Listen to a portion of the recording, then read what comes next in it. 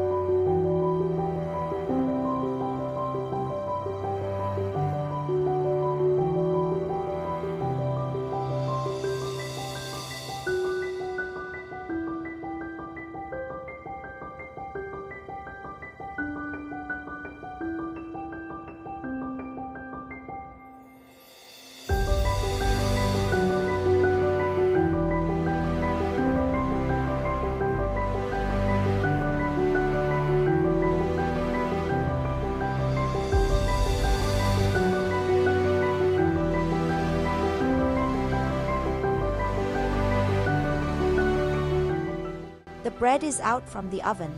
Let's slide it and see how does it look inside.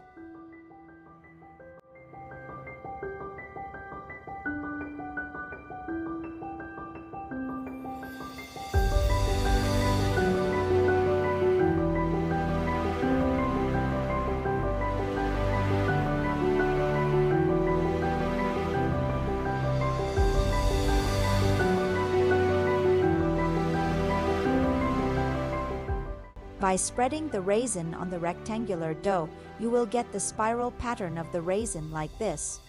But if we put the raisin directly to the dough when we mix it, the raisin will randomly scatter inside the bread.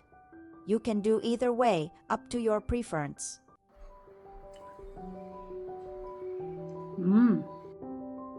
The crumb is so soft and the bread is delicious with just a bit of sweetness, so it is still perfect if you want to make a sandwich.